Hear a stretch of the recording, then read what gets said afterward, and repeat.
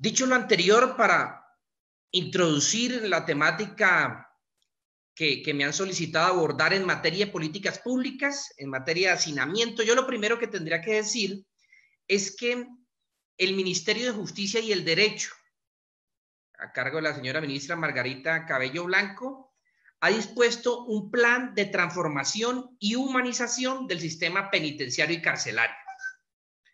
Este gran plan tiene unas estrategias de intervención integral para el periodo inicial de 2019, del año anterior, hasta el año 2022. ¿Y en qué se enfoca esta estrategia? Pues en un respeto de los derechos humanos, pero con un enfoque de prevención, desarrollo humano y territorial, que contempla pues las necesidades o esa identificación de necesidades que se conocen de la población carcelaria y del sistema como tal, pues conforme lo han identificado las mismas instituciones que tienen a su cargo la administración del sistema, como el IMPEC y el USPEC, así como pues ya la vasta jurisprudencia que ustedes conocen de la Corte Constitucional en materia carcelaria y todo lo que ha sido pues el estado de cosas inconstitucional. Estas estrategias pues buscan ser en principio perdurables en el tiempo, porque es usual que se tomen iniciativas en las diferentes administraciones, en los diferentes gobiernos, pero no tengan una prolongación en el tiempo. Están enfocadas, como he venido advirtiendo, hacia la humanización del tratamiento de las personas privadas de la libertad, así como a realmente lograr, que es uno de los grandes retos que se tiene en esta materia, pues la resocialización exitosa.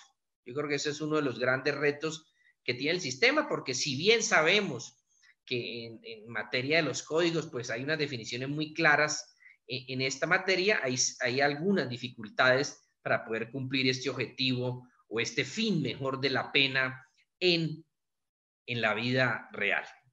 De igual manera pretendemos fortalecer, armonizar y coordinar las funciones de las diferentes entidades del Estado que tienen participación en esta materia y tienen incidencia en la garantía de los derechos humanos, porque no podemos limitarnos al IMPEC y al USPEC, que por su naturaleza y competencia pues son los encargados de atenderla. Aquí también juega un papel importantísimo el Ministerio de Educación Nacional, el Ministerio de Salud. De igual manera se ha involucrado en esta estrategia también la Alta Consejería Presidencial para los Derechos Humanos y múltiples entidades de orden nacional y territorial que estamos llamando a sumar esfuerzos para contribuir a la solución de las dificultades en materia carcelaria y específicamente en materia de hacinamiento. También es necesario o está contemplado mejor dentro de esta estrategia, pues aunar esfuerzos en aras de dar solución a los diferentes escenarios de corrupción que se presentan lamentablemente en algunos establecimientos penitenciarios y carcelarios. Ya lo vemos con el ingreso de celulares, con el ingreso de sustancias psicotrópicas y barbitúricas, entre otros elementos que por supuesto los reglamentos no lo permiten. Entonces, estas estrategias es importante que ustedes conozcan que se enmarcan en siete principios, que incluyen aproximaciones a soluciones de una manera innovadora, es importante, flexible e integral, para desarrollar unas acciones que cuenten con un enfoque territorial y participativo. Es por esto que los equipos o dentro de la visión de esta política está realizar un acompañamiento permanente a cada establecimiento. Tenemos 132 establecimientos de reclusión del orden nacional y más allá de emitir instrucciones o lineamientos desde el nivel central, estamos haciendo un acompañamiento personalizado en procura de mejorar, digamos, los 5 ámbitos de intervención que ha señalado la señora ministra en los diferentes escenarios, que como lo son salud, seguridad, infraestructura y todo lo que tiene que ver con tecnología también, que es importante, y la alimentación de nuestras personas privadas de la libertad. Y toca hacer un levantamiento de una evidencia técnica y científica, reconociendo también la importancia de la corresponsabilidad y el fortalecimiento de los mecanismos de transparencia. Aquí, dicho sea de paso, es importante recordar también a todo nuestro público, a toda la gente que nos acompaña en la tarde de hoy, la responsabilidad que le asiste a los entes territoriales. Incluso desde 1993, con la expedición de la Ley 65, se otorgó unas competencias y responsabilidades a los entes de orden territorial, a las alcaldías y las gobernaciones, y realmente esto en la vida práctica pues no ha avanzado de la mejor manera. Siempre se entiende que la responsabilidad en materia de el sistema carcelario es exclusiva del gobierno o del orden nacional.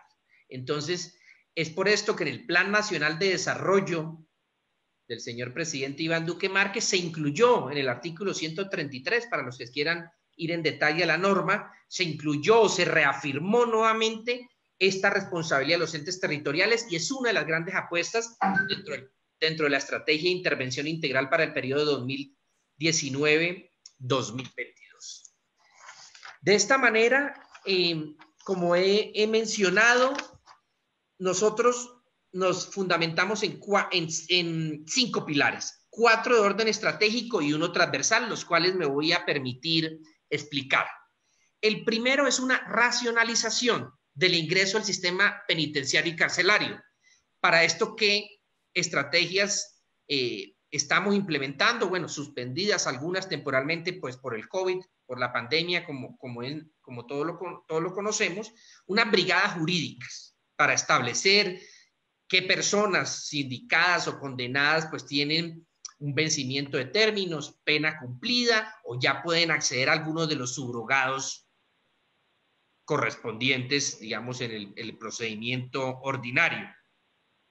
De igual manera, se están estudiando algunas propuestas de reformas normativas, y lo importante, y como también lo ha indicado ya el señor fiscal general de la Nación, pues que se utilice la herramienta de la medida de aseguramiento, digamos, como ya una opción final, no como mal se ha entendido tal vez por parte de algunos operadores judiciales, porque siempre pretenden en medidas de aseguramiento privativas de la libertad.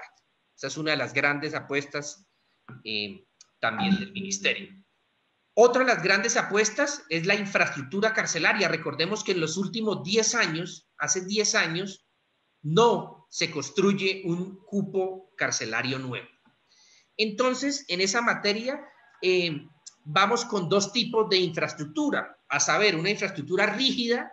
Vamos a fortalecer un gran número de cupos, más de 1.300 cupos en materia de infraestructura rígida, y surge una nueva idea, por supuesto ya con toda la debida validación y con todos los diseños, que son los cupos carcelarios modulares. Para eso estimamos hacer un número de 2.040 cupos modulares. Estos son unos cupos que se adhieren ya a establecimientos previamente existentes, por eso los hace más económicos y hace que se puedan construir con mayor rapidez. Los cupos modulares, en un término estimado entre 8 y 10 meses se construyen, porque comparten las áreas comunes con los diferentes establecimientos. También hay un componente o un pilar fundamental que le hemos denominado vida en reclusión. Este pilar pretende realizar ajustes a los modelos de salud y alimentación, que, como todos lo sabemos, pues son 2 puntos tal vez críticos, pero que están en constante mejora, y vamos a fortalecer esos modelos para que nuestros beneficiarios, digamos, de estos beneficios o de estas medidas, pues puedan manejarlo de una mejor manera al interior de los establecimientos. También vamos a fortalecer un componente de brigadas de salud. En el pilar de resocialización, que sería el cuarto, pues tenemos diferentes acciones: fortalecer el sistema educativo de las personas privadas de la libertad. Hay una gran apuesta, también producto del análisis de experiencias internacionales en materia carcelaria, de la industria penitenciaria.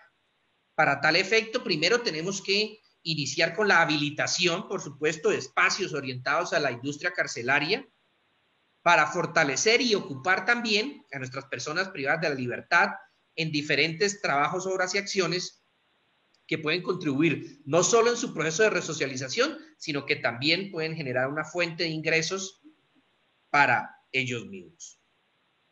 Y otra de las grandes apuestas dentro de este pilar es la atención integral postpenitenciaria.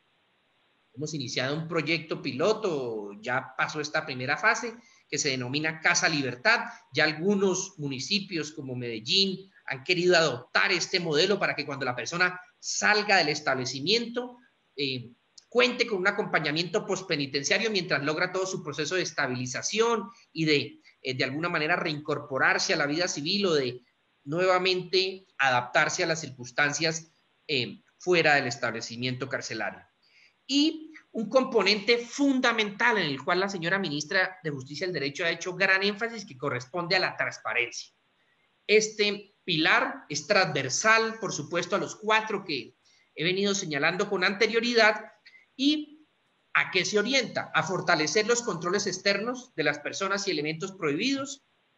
Tenemos una línea anticorrupción, a implementación de operativos e investigaciones en los centros de reclusión, fortalecer, como ya he indicado, el control y la vigilancia, y a utilizar mecanismos de selección de trabajo y capacitación a los que acceden las personas privadas de la libertad, y hacer, a través del Observatorio de Política Criminal del Ministerio de Justicia, pues los respectivos estudios de corrupción y de análisis de esta problemática al interior del sistema.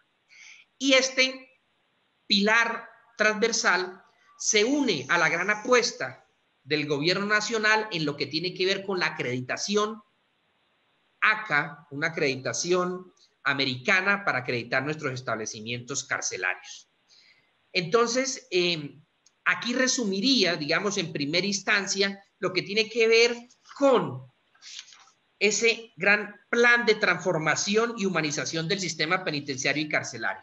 Agregaría también que tenemos un plan nacional de política criminal que, por supuesto, debe trabajar de manera armónica, debe ir conectado con los asuntos o los temas del sistema penitenciario y carcelario, y pues va orientado este Plan Nacional de Política Criminal a una prevención de la criminalidad, a unas políticas relativas a la definición legislativa de los delitos y las penas. Todos lo sabemos aquí presentes, funcionarios, académicos y toda la población estudiosa de esta materia, que Colombia se sufre tal vez de algún mal denominado populismo punitivo, con el crecimiento astronómico de nuevos delitos, con el aumento deliberado de penas que sin duda afectan también el sistema penitenciario y carcelario en lo que tiene que ver con el hacinamiento. Así las cosas, ya para hacer el cierre de mi intervención y sin querer, por supuesto, invadir la temática que ya nos ampliará el doctor Beltrán Telles, sí quisiera hacer unas menciones muy rápidas al decreto legislativo 546, expedido el pasado 14 de abril de 2020, que va unido a lo que he explicado en la medida que contribuye al deshacinamiento de los establecimientos penitenciarios y carcelarios, si bien no es su objetivo principal, porque el objetivo, por supuesto, es evitar la propagación o mitigar la propagación del COVID, se ha contribuido de manera secundaria o subsidiaria a solucionar el problema de hacinamiento. Entonces, yo lo voy a clasificar en unos efectos directos y en unos efectos consecuenciales. En efectos directos, pues tenemos que han accedido a las medidas de detención y prisión domiciliaria transitorias alrededor de 688 personas. Y como efectos consecuenciales, a raíz del artículo, por ejemplo, 25 y el artículo 27, pues podemos afirmar que los operadores judiciales, nuestros señores jueces de la República, han acelerado la concesión de beneficios tal vez que estaban en trámite, otros que no se habían solicitado, y se han otorgado libertades bajo el procedimiento ordinario, pero repito, en una visión holística, es consecuencia también de alguna manera del decreto. Entonces tenemos más de 3.700 libertades y casi 2.800 prisión domiciliaria de la figura ordinaria. Pero ¿por qué existe esa conexidad entre el decreto y tal vez las figuras ordinarias? Porque precisamente producto de la pandemia aquí se hace un reforzamiento con el artículo 25 de los que hubieran cumplido los que tuvieran la pena cumplida, un recordatorio de que hay que otorgar estas medidas. Entonces, es por esto que me remito a esa visión holística para ver el impacto real. Y el impacto real, sin duda alguna, ha generado lo siguiente, y con esto cierro: una reducción sustancial del índice de hacinamiento en los establecimientos de orden nacional. Hoy es del 39,96%. Teníamos que, por ejemplo, al 14 de abril, fecha de expedición del decreto, teníamos 120.667 personas en los establecimientos de los 132 erones del orden nacional. Y hoy estamos en una cifra, a corte el día de ayer, de 113.038 personas. Entonces, como se puede observar, un número mayor de 7.000 ha salido, repito, bajo las 3 categorías que he indicado, pero que me atrevo a afirmar son producto del decreto, en la medida que ha acelerado, han impulsado también resolver la situación de otros trámites que estaban pendientes. Así las cosas, yo con esto cerraría de manera inicial mi intervención, repito, agradeciendo esta invitación extendida por ustedes, y para mí, repito, un placer y un honor compartir este coloquio con altas personalidades de la academia y de la función pública como ustedes. Mil gracias.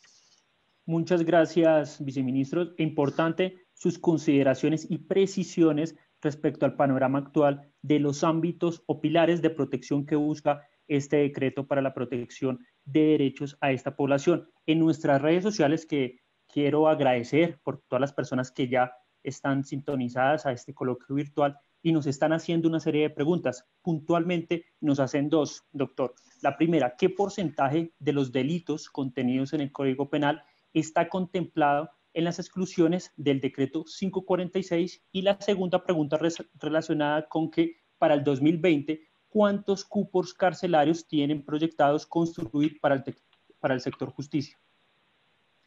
Gracias, Juan. Bueno, el tema de las exclusiones, que seguramente ya lo abordará el doctor Beltrán con mayor detalle, pues ha generado un poco de polémica al respecto. Pero ¿qué pudiera decir? Mire, tenemos que en el decreto se excluyen 79 delitos de 350 contenidos en la ley 599 del 2000 en nuestro Código Penal. Eso equivale al 22%. Entonces, frente a esa posición radical que se ha expresado por parte de algunos académicos, por parte de algunos abogados penalistas en litigio, pues pudiéramos dar esta cifra que es contundente: de 79 exclusiones de 350 delitos, que equivalen al 22%. Eso quiere decir que por el número restante, el 78%, podrán acudir a esta figura. Y rápidamente diría que estas exclusiones pues fueron pensadas en clave de los diferentes aspectos que rodean el tipo penal: la gravedad de la conducta, la seguridad pública, las víctimas, la reparación, y en una interpretación, digamos, o en una visión sistemática, pudimos y determinamos acudir a estas exclusiones. Gracias, Juan. Me faltaría entonces la segunda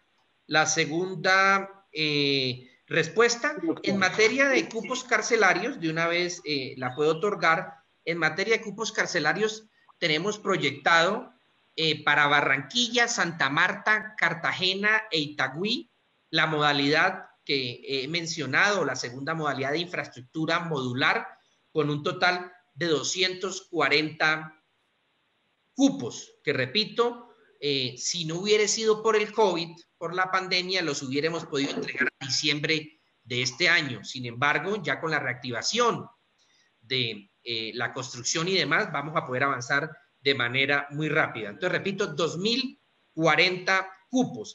Y en materia de infraestructura rígida, que se denomina rígida, vamos a tener un número de 1.300 70 cupos. Entonces, repito, después de 10 años de que no se construyen cupos carcelarios, en Colombia vamos a tener estas dos cifras que por supuesto entonces ascienden a más de 3.410 cupos. Muchas gracias, Juan, por las preguntas y a las personas que la realizaron por nuestras redes sociales.